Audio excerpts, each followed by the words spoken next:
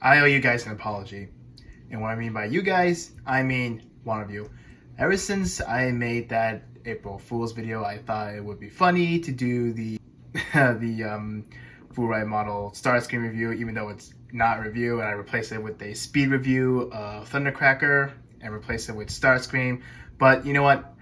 I'm going to make it up to you and say that I am going to do a legit review of the Transformers Kingdom Warfare Cybertron Core Class Starscream.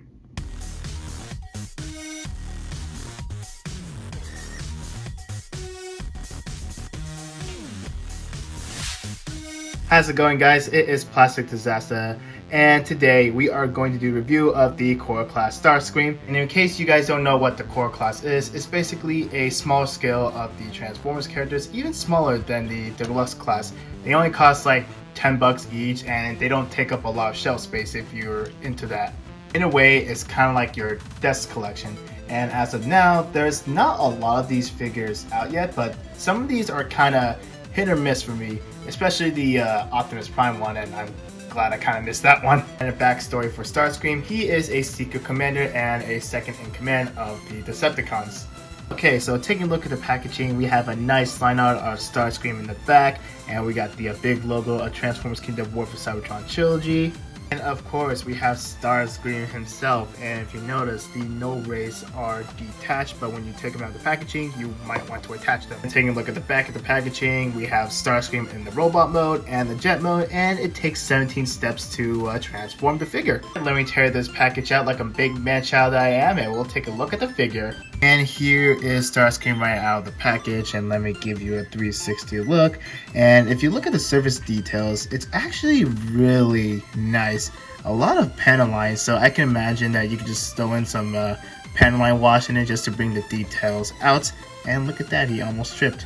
My bad. One thing that kind of threw me off a bit is the head sculpt. It looks a bit off in my opinion. I mean, it's a core class, so I expect, like, I don't know how to say this, maybe like a little less effort by comparison. Maybe poor, that was like some poor word choice, but you know what I mean. To any of you Starscream fans out there, you also may notice he is missing very few color apps. Now, by zooming out to show how small he is compared to a Voyager class Earthrise Starscream, you can tell a lot of color apps are missing, especially on the waist, the shins, the feet, and a little bit on the lower torso. But other than that, everything else looks fine. And also, looking at the side, he is missing some color apps on these wings attached to the feet. And of course, he's also missing some color apps on the wings as well. Well, that's only for if you're looking at it this way, but compared to the back, that actually looks a little better than the Earthrise. As a matter of fact, the Core Class Starscream is supposed to be a miniature Earthrise of Starscream. And when you look at this, they did a better job managing the nose cone on the Core Class rather than the Earthrise, so that's kind of funny. Okay, so that's enough comparisons right there. If I missed anything, please let me know down in the comments below. Moving on to accessories, as you already saw, is the no rays attached to the shoulder. You can display it like this, or you can have him hold it like it's a gun. But, you know, as for G1 purists, I mean, I'm not really one myself. I'd rather keep it on the shoulders. So moving on to articulation, there's not a lot. It is what you expect on a core class. Anyways, the head is on a swivel. The shoulder is on a ball joint, but the wings do get in the way. The no rays can rotate without popping off. The elbow bend 90 degrees, and there's also an elbow swivel. No wrist swivel, no waist swivel. And as for the legs, the upper thigh is on a ball joint. It can move up that far, move back that far. You don't get a thigh swivel, bend at the knee, but you also get a knee swivel just to kind of make up for it.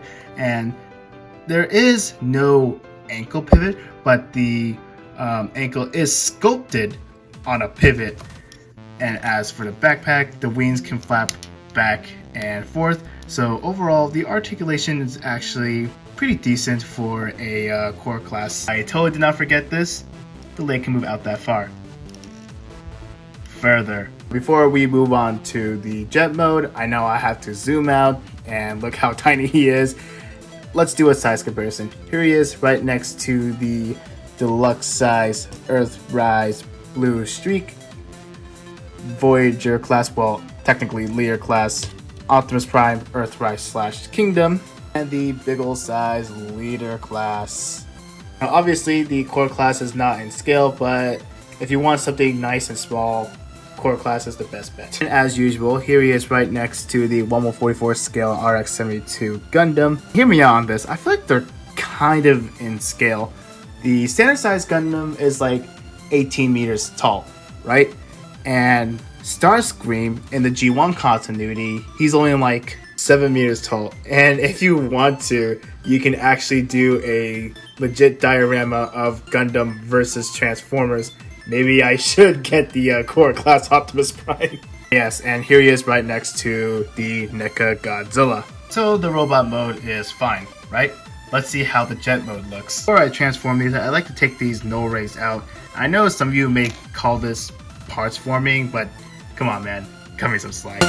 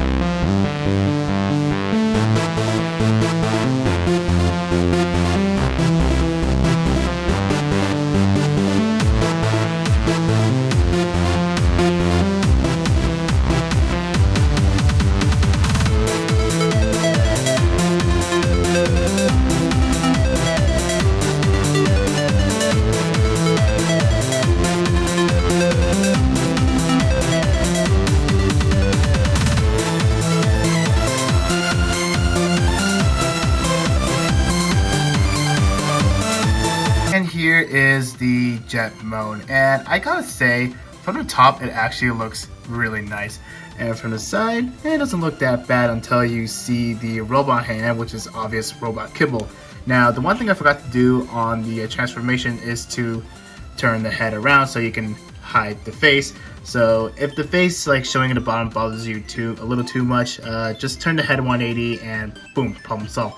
But the one thing that also bothered me is that there are no jet thrusters on the feet, then that's a bit of a downside. But other than that, the jet mode, it's actually fine. It's not terrible by any means, but it looks really good.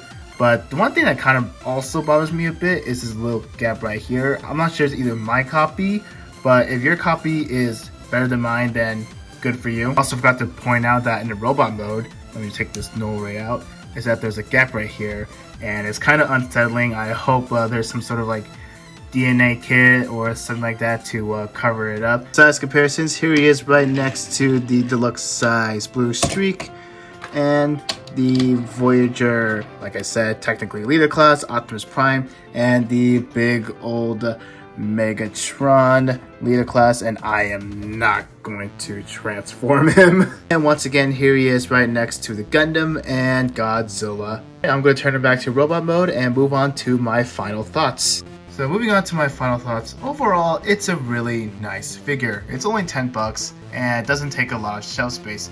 And I know I sound like a broken record, but it's actually pretty good for a core class. I know during my review I may bash on a few things, but that's just nitpicking.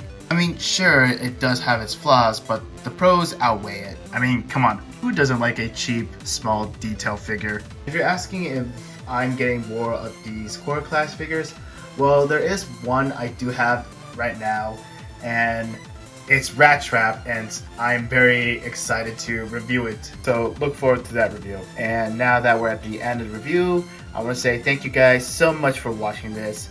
And if you're new here, please don't forget to subscribe. I do Transformers reviews and gun reviews. Don't forget to leave a comment and leave a like as well. And I'll see you guys in the next video. If you guys are not tired of Starscream yet, we got 2 more Starscream reviews coming up.